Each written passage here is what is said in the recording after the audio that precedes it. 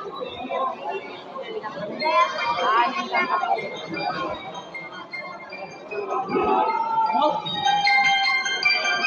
ako nga po na si LK.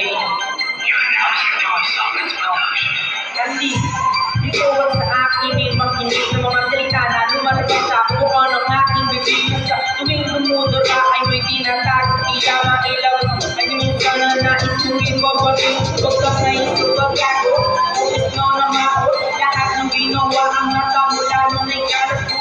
Bakit naman halong problema di natala? Ingat ko nga kapag kumukakita ko makita. Kapag sa sukunika, bigat na di magsuwat, ligo-ligo ka.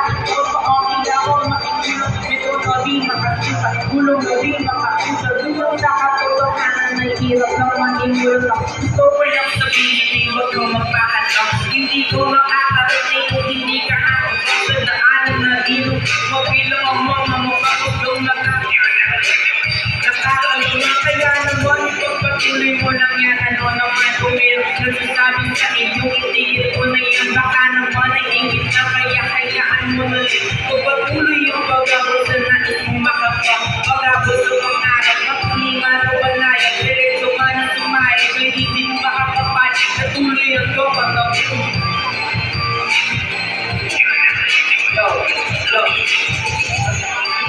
Kung wala ang gagawin, para mo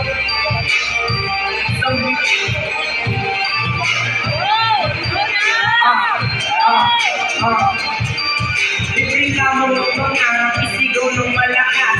Kung nasa ibo ka, tumingin natin sa lahat. Kung may nais ko sabihin, ibigas ng ibigat. Malalaman ko na tao, wala ka ng pagbigot ng mga salita.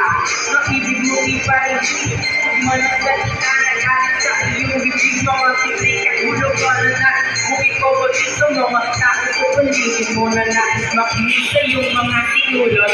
Gamit-gamit sa papel, pilit mo itulak. Kahit kapit pumapagod, madali man mo mahirap. Pilit mo ang mabuting mararating. Kapit gawin marunong gamitin. Sabi ng galingan ay pinagsimulo ng lahat sa'yo. Bakit di mo alam ng tatandaan? Umaraw o umano, lagi mong tatandaan. Hindi ito ba ang magagawa pag ito ay may kaya hindi mo kapalingaan matok. Yung lupisili kung medyo manalikat na lang mag-akas sa iba. Subukan mo na magsapulo kami ng ibig. Tulog sa bingin, kaya ano mataas yung limang tungkol. Di ba kung magsalita ako kung malaki sa lamig kung dito ba matawag dito. Ayun po.